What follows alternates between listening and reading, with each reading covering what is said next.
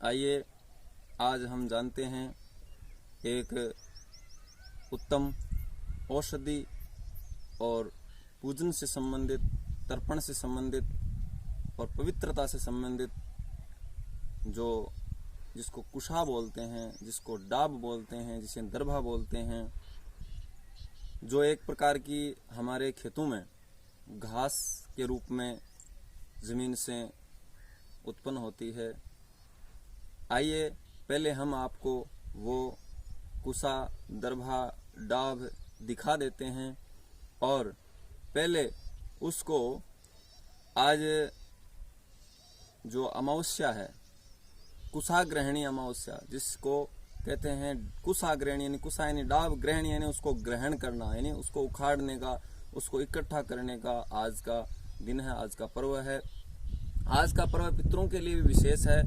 आज हमारे जो पितृ हैं वो इस धरती लोक पर हमारे घरों में हमें आशीर्वाद देने के लिए, मनुष्यों को आशीर्वाद देने के लिए उनके पितृ है वो वहाँ से स्वर्ग से जहाँ स्थान पर वो रहते हैं वहाँ से उनको मुक्त किया जाता है और वो यहाँ उत्सव मनाने के लिए और अपने जो यहाँ धरती पर रह रहे जो कुलवंश के मनुष्य हैं उनके पुत्र पौत्र, परिवार, कुटुंब, जिन्हें जो स्नेही मित्र है और जो रिश्तेदार हैं उनके घरों में वो जो लोग अपने घरों में पितरों के संबंध तर्पण, श्राद्ध, भोजन, गौ सेवा, गरीबों की सेवा, माता पिता की सेवा से संबंधित जो भी पुण्य कार्य करते हैं उन्हें ग्रहण करने के लिए हमारे पितृ यहाँ आते हैं धरती पर, जिसे श्राद्ध पक्ष कहा जाता है। तो इस अमावस्या के दिन पितृ मुक्त होते हैं और इसी अमावस्या के दिन पितरों को हम यहाँ आह्वान करते हैं, उनसे प्रार्थना करते हैं कि हे पितृ देवताओं, आप आशीर्वाद प्रदान करें हमें और आपका आशीर्वाद बना रहे और आप हमारे हाथ से जिस प्रकार हम देवताओं की पूजन करते हैं तो उसी प्रकार हम पितरों का भी विशेष हमें पूजन करना चाहिए, उनका तर्पण करना चाहिए। तो पितरों का तर्पण, श्राद्ध आदि करने के लिए पितरों को निमंत्रण हम इस भाव और मन से दिया जाता है। आज जो अमावस्या है, आज 19 अगस्त 2020 अमावस्या वार बुधवार के दिन की जो अमावस्या है, इस अमावस्या को भादवा कृष्ण पक्ष की जो अमावस्या होती है, इस अमावस्या को हम हरियाली अमावस्या भी कहते हैं, क्योंकि इस समय सब जगह सर्वत्र जो क्षेत्र है वो खेत है, जहाँ भी देखे वहाँ हरियाली हरियाली दिखती है। किसान खेती करते हैं, खेत बीजते हैं और वहाँ उस खेत में इस बारिश के भगवान की कृपा से जो अनेक प्रकार की घास उगती है, वही घास में से एक उत्तम घास होती है जिसको कहते हैं हम कुश, यानी डाब, पवित्री, जिससे बनाई जाती है, जिसमें पूजा में काम ली जाती है। तो आइए हम इसको पहले देख लेते हैं, अवलोकन कर लेते हैं, उसके बाद में उसको ग्रहण करने का विधान भी आप देख लीजिए और आप भी अपने घरों में आज के दिन उस कुशा को, इसको डाब को घर पे लाना की विधि और उसका लाभ, जो घर में लाने से जो लाभ होता है वो भी विधि हम आपको बताते हैं। आइए पहले देख लेते हैं। जो परिपक्व अवस्था में होती है तो इसके ये ऐसे सिट्टे आ जाते हैं और ये ऐसी घास होती है, यहाँ ऊपर से इतनी तीखी होती है, एकदम नुकीली होती है, जो आपको शायद दिखाई भी नहीं देगी, और नीचे से इसकी जड़ होती है और इसके देखो यहाँ बहुत से पौधे लगे हैं। ये इसको पहले हम प्रणाम करते हैं। भगवान विष्णु और ब्रह्मा और शिव का इसमें वास है। तो पहले ओम नमो भगवते वासुदेवाय, ओम नमः शिवाय मंत्र का जाप करते हुए इसको हम पहले यहाँ से देखो इसको खोदना पड़ता है।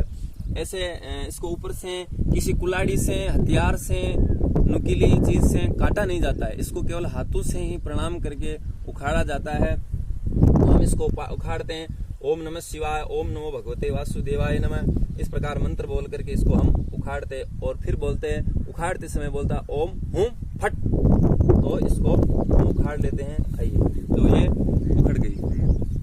तो ये जो कुशा है, ये इसको ध्यान रखना पड़ता है, यहाँ हाथों में चुभ भी जाती है, देखो हमारे भी चुभ गई। इसे चुभने से क्या होता है, ये यहाँ से इसकी धार इतनी तीखी होती है, इसका थोड़ा विशेष ध्यान रखना पड़ता है। तो ये जो कुशा है, इसके यहाँ इस भाग में भगवान ब्रह्मा का वास, इस भाग में जड़ में भगवान ब्रह्मा का वास, मध्य में भगवान विष्णु का वास और इस अग्रभाग में भगवान शंकर का वास बताया है मित्रों। तो तीनों देवताओं का वास है। शिव यानी यहाँ सभी देवों का वास। अब मनुष्य के बारे में जानकारी यानी देव, मनुष्य और पितरों की बारे जानकारी करें तो शिव यानी सब देवताओं का यहाँ वास होता है। फिर यहाँ विष्णु यानी मनुष्यों का यहाँ वास प्रभाव होता है। फिर यहाँ देखे जाए तो जो ब्रह्मा है यानी पितरों का यहाँ वास होता है। ये पितरों के लिए विशेष होता है जो जड़। तो देव, पितृ और मनुष्य जो तर्पण किया जाता है उसमें भी, और किसी भी हवन, पूजा, पवित्र कार्य घर में जो मंगलिक कार्य किए जाते हैं पूजा हवन में, इसको हम काम में लेते हैं। पूजन में, पवित्र बनाने में और अंगुलियों में पवित्री धारण की जाती है इससे। तो पवित्री धारण करने के लिए 3 और 2 कुशाओं का इसमें संयोग किया जाता है। चलो आइए इसको हम तैयार करते हैं, पवित्री बनाते हैं। अलग अलग विधियां होती है पवित्र बनाने की। हम आपको संक्षिप्त में ही पवित्र बनाने की विधि बताते हैं। इसको ऐसे किया, फिर इस प्रकार इसकी हम गांठ लगाते हैं, पवित्र बना करके आपको दिखाते हैं। और इसका धारण करने का विधान भी है। यानी हमारे इस पवित्र धारण करने से और पवित्र धारण करके अगर हम कोई पूजन कार्य, तर्पण कार्य, देव कार्य, पितृ कार्य करते हैं तो हमें उसका संपूर्ण फल मिल जाता है। और ये जो हम पुण्य कार्य करते हैं वो पृथ्वी के जैसे स्पर्श हो जाता है, धरती के स्पर्श हो जाता है पूजन कार्य के समय या तर्पण कार्य के समय, तो वो पुण्य धरती में चला जाता है। तो इसके लिए कुशा के जो अंगुली में धारण की जाती है या हाथ के दरभा या कुशा हाथ में होती है, तो उस समय हमें ये पुण्य है जो हमें मिल जाता है वो धरती में समाहित नहीं होता है। तो ये कुशा की जो इस अंगुली में धारण की जाती है ये पवित्री, इसमें और उस हाथ में भी धारण की जाती है। तो दूसरी यानी 2 और 3 कुशाओं की ये बनी जाती है। और 3 वाली बना दी, अब 2 वाली हम आपको बना के दिखाते हैं। ये धारण करने का विधान भी आपको बता देते हैं। ये जो छोटी अंगुली है उसके पास वाली अंगुली इसमें इसको धारण किया जाता है दोनों हाथों की अंगुलियों में। और उसके बाद में देवताओं का पूजन और तर्पण, श्राद्ध कार्य में इसको धारण करके किया जाता है, तो उसका पूर्ण फल हमें मिल जाता है। ऐसे फल में कुछ कमियां रह जाती है और वो फल भी अदृश्य होने का और भूमि में समाहित होने का भय रहता है। तो ये कुशा की पवित्रियां, इसको पवित्री बोलते हैं। नहीं, इसको धारण करने से पवित्रता मिलती है और जहाँ पवित्रता होती है वहाँ पुण्य हो जाता है। अब इसकी उत्पत्ति के बारे में जानते हैं। उत्पत्ति जब भगवान वराह अवतार भगवान ने लिया था, सुवर के रूप में भगवान ने अवतार लिया था, वराह अवतार। आप सब जानते हो कि भगवान का वराह अवतार हुआ था जो हिरण्याक्ष वध किया था भगवान ने। हिरण्याक्ष जो हिरण्यकश्यप का भाई था, राक्षस 2 भाई थे जो भगवान के ही द्वारपालों के रूप में थे। उनको श्राप लगा हुआ था सनकादि मुनियों ऋषियों का। तो ये दूसरे अंगुली में धारण की, ये दोनों अंगुलियों में पवित्रियां जो छोटी अंगुली है इसमें धारण की जाती है इससे। और फिर जो पूजन कार्य, तर्पण आदि कार्य हम करते हैं तो ये स्वर्ण से भी इसका उत्तम मतलब स्थान बताया है। फिर भगवान वराह जब हिरण्याक्ष का वध किया था, क्योंकि हिरण्याक्ष ऐसा राक्षस था, दैत्य था, जो पृथ्वी पर इतना उसने पाप किया था हिरण्याक्ष और हिरण्यकश्यप ने। तो पृथ्वी है वो धरती के अंदर जो पताल है उसमें ये धरती माता पानी में डूब गई थी। जब धरती माँ पानी में डूब गई थी तो भगवान ने धरणी उद्धार यानी उस धरणी का, उस पृथ्वी का उद्धार करने के लिए वराह अवतार लिया था। तो भगवान ने वराह अवतार लिया और हिरण्याक्ष को मार करके इस पृथ्वी को अपनी नाक की नोक के ऊपर रख करके पृथ्वी का उद्धार करके पृथ्वी को उसे स्थान पर स्थापित कर दिया था। और स्थापित करने के बाद में भगवान ने जो अवतार लिया था वराह का, वो पशु जो स्वरूप शरीर था, तो पशुवत जो आदत के अनुसार भगवान ने अपने जैसे पानी में से निकले थे, धरती को पानी में से निकाला था, तो भगवान ने ऐसे अपने शरीर को जैसे झाड़ा था, जिस प्रकार शरीर को झाड़ा था, उस समय पानी की जो बूंदे धरती पर पड़ी उससे ये कुशा की उत्पत्ति, यानी भगवान के रोम से, भगवान के शरीर के रोम थे उनसे ये कुशा की उत्पत्ति हुई है। भगवान विष्णु के रोम से कुशा की उत्पत्ति हुई है। कुशा के अग्रभाग में भगवान शंकर, मध्य में विष्णु और यहाँ भगवान ब्रह्मा का वास बताया है। कुशा सभी कार्यों में काम ली जाती है। पूजन में, पवित्र में, ग्रहण के समय भी हम धान्य आदि में डालते हैं। और एक विशेष जो जानकारी मैं देना चाहता हूँ किसान भाइयों को और जो गृहस्थी लोग हैं, सभी लोग जो गृहस्थी हो चाहे जो भी हो, जो घर में अन्न रखते हैं, खेती करते हैं या न करते हो, घर में अन्न रखते हो, तो इस दिन आप कुसा अपने यहाँ से लाए खेत से, उसको पूजन करके या विधान से जो भी लाते हैं, जिस विधि हमने आपको बता दी है उस विधि से ला करके फिर इसको जैसे हम 3 आंटे से गूंथते हैं, इसको देखो ऐसे ये 3 भागों में ऐसे गूंथते हैं, फिर इसको गूंथते जाओ, इसको जैसे हम रस्सी तैयार करते हैं ना वैसे इसको गूंथते जाओ, फिर ये चोटी गूंथते हैं ना वैसे माताएं ऐसे उसको गूंथ करके, और फिर इसका गूंथने के बाद में इसको यहाँ गांठ लगा दी जाए।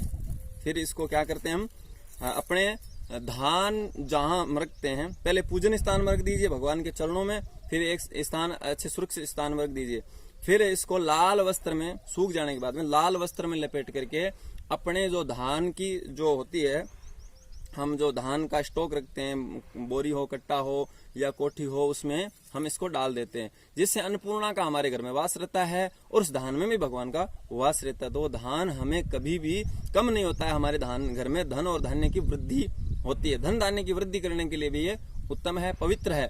और ग्रहण काल में हम पानी में भी डालते हैं, खाने की जितनी वस्तुएं होती है, धान आदि, उसमें आटे में, सब में ये हम कुसा को डालते हैं। तो ये पवित्र कुसा यानी इसको डाब कहा जाता है, दरभा कहा जाता है। इसकी उत्पत्ति के बारे में हमने बताया और इसकी पवित्रता के बारे में और उसको ग्रहण करने के बारे में हमने आपको बताया। तो आज के दिन पितरों का आप तर्पण भी करना चाहिए, पितरों से संबंधित दान, गौ सेवा आदि आपको जितना अच्छा लगे अपना आपको करना है। और ये जानकारी कुसा के बारे में हमने आपको दी। अगर आपको ये जानकारी, हमारी दी गई जानकारी अच्छी लगी हो तो आप इस जानकारी को अपने मित्रों के साथ शेयर करें और कहे अनुसार आप इस विधि को अपनावे। और हमारे इस चैनल पे आप नए हो और आपने अगर सब्सक्राइब नहीं किया तो हमारे चैनल को सब्सक्राइब करें और लाइक करें और कमेंट में कुछ लिखे जिससे आपकी हाजिरी लगे। और अपने द्वारा यथावत, जैसे आप कुछ भी नहीं कर सकते तो भगवान से, शंकर से, भगवान ब्रह्मा से, भगवान विष्णु से प्रार्थना करें और इस दरभा का दर्शन करके भगवान से प्रार्थना करें कि हमें हमारे पितरों से संबंधित है और देवताओं से संबंधित है। 1 लोटा देवताओं के लिए, 1 लोटा ऋषियों के लिए पूर्व की मुख करके और 1 लोटा तर्पण पितरों के संबंधित 3 बार ऐसे दक्षिण की ओर मुख करके जल प्रदान करे, भगवान का पूजन करे, प्रार्थना करे और ये दरबा अपने घर में रखे और यथावत आप पूजन करें। जय श्री बालाजी की, जय श्री राम, जय श्री कृष्ण।